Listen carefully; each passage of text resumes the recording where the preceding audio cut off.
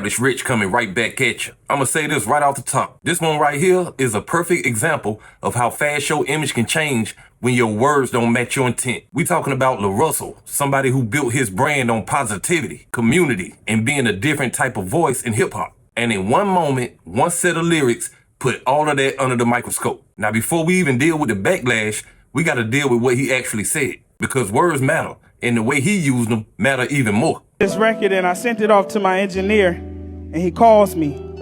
He said, man, you probably shouldn't put this out. I said, why? What the hell happened? He said, you know, you talking about Epstein, it's a lot of shit going on. And I said, thank you for calling me.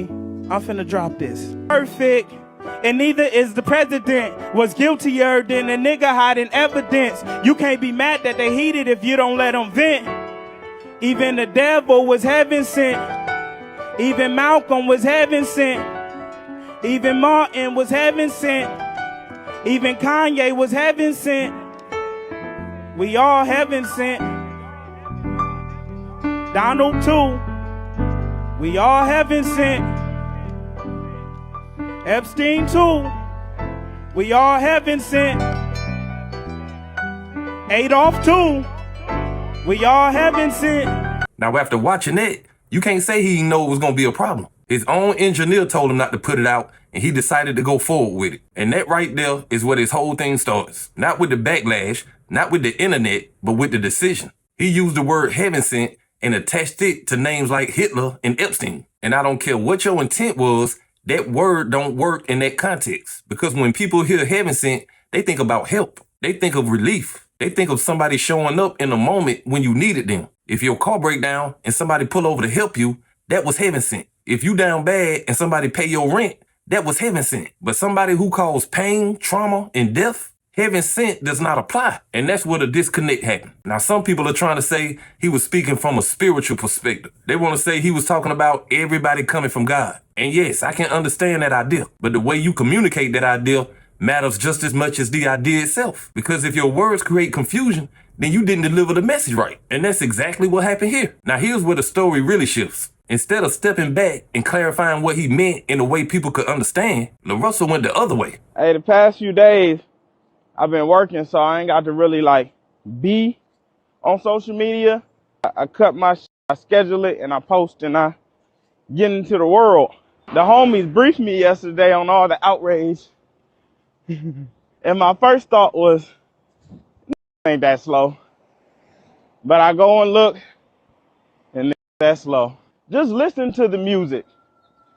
Like, it's no way hear that clip and they like, you support Epstein. When the world be in despair, sometimes you need realization.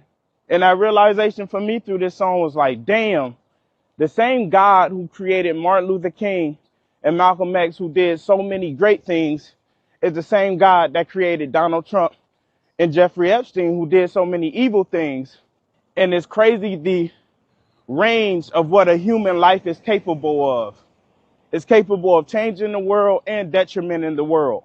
That's the purpose of the song. That's my realization of like, damn, this is all from the same place, and look which way it can go when somebody is misguided, when somebody doesn't have all the tools, when somebody just chooses to use their life in a negligent way. And it's insane for niggas to take that and be like, you support Epstein. Like, you niggas is weird. Like, if you want to know where I stand, go look at my life. And after watching that, you start seeing something different. This ain't the same humble, community-driven artist we thought he was. This feels defensive. This feels combative. And more importantly, this feels like somebody who ain't willing to take accountability. Because there's a difference between standing on your art and ignoring how it's received. And right here, it looked like he chose to ignore it. And that's where the people started turning. Because the same audience who supported you for being grounded and real, they expect you to move different when you make a mistake. They expect you to say, I could have worded that better. They expect you to clarify it, not attack. But instead, he doubled down. And that's a risk. Because when you double down on something people clearly see is wrong, you're not defending your art anymore. You're defending your ego. And that's when your image starts to crack. Because now people not just listening to your music. They watching how you handle pressure. And right now, it ain't looking like growth. It's looking like pride. And here's where the situation really starts to reveal something deeper. Because this ain't just about a lyric no more. This is about how you handle being wrong in public. And that's where LaRussell started losing people. Not because of the original line, but because of everything he said after that. And this niggas who don't do a quarter, a tenth of what I do. You niggas benefiting off shit I've done. What you do besides talk on the net? Even you haven't sent with your dumb ass. Shout out to my people who know, who been here since do that little dance, who been here since soup and crackers, who know what's up with me.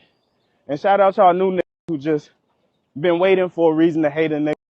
You know, that'll take the truth. Now, after watching that, you can see the pattern starting to form. This isn't clarification. This is deflection. This is somebody trying to protect their position instead of fixing their message. And that's where the arrogance started to show. Because when you keep telling people they just don't understand you, you basically saying everybody else is wrong and you right. And that's a dangerous place to be in, especially when your brand was built on being relatable and grounded. And then he said something else that really stood out. He basically said his music is for his core audience. He ain't worried about nobody else. Now, on the surface, that sounds like confidence. But if you really listen to it, that sounds like somebody shutting themselves off from accountability. Because if your message can't reach outside your fan base, then you ain't gonna grow. You just talking to people who already agree with you. And that's not strength. That's a comfort zone. Me saying Jeffrey Epstein is heavensent is the truth. God made him too.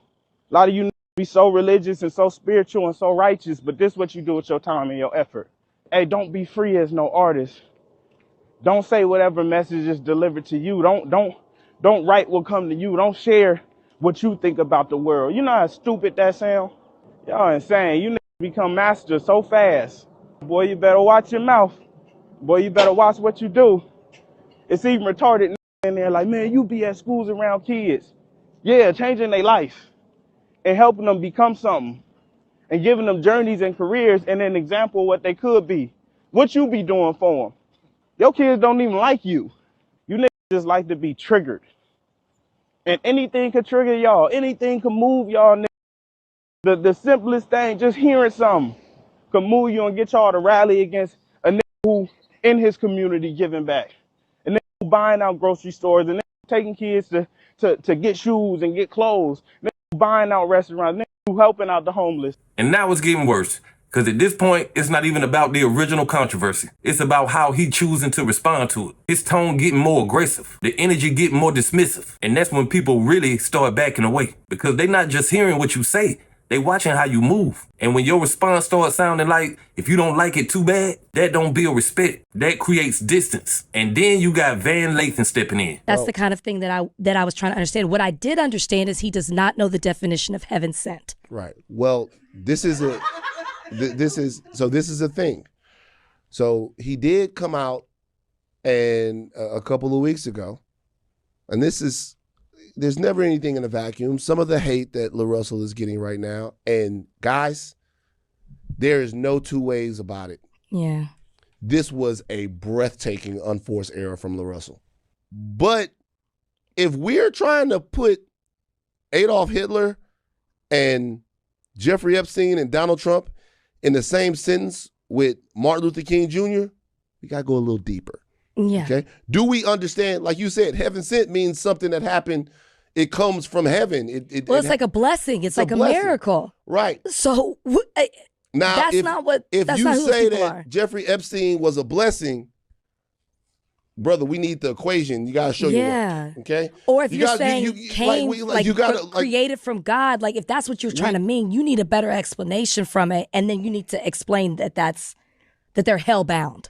Not even that, because I'm not even with all of that who going to hell shit. That's a thing that's happening in hip hop, because even LaRussell did that. My point being is that there's a good and an evil, and if you're using a heaven, right? The reason I'm saying hell is because you use heaven. So if you're using a heaven, then the other part of it is hell. This is a good. It's good versus evil. That's the only reason I said hellbound. Well, so I'm like, if that's what you're trying to say, then maybe this is where you should have gone with it. You know, this is something that artists try to do a lot as well. We've heard this before. And this is where everything got put into perspective. Because he broke it down in a way that was clear, direct, and hard to argue with. He didn't attack him. He explained why the word choice mattered. And that's the key right there. This was never about silencing him. This was about holding him accountable for how he said what he said. And that's the difference that a lot of people miss. You can have a message, but if your delivery distorts the message, you gotta own it. And that's the part he refused to do.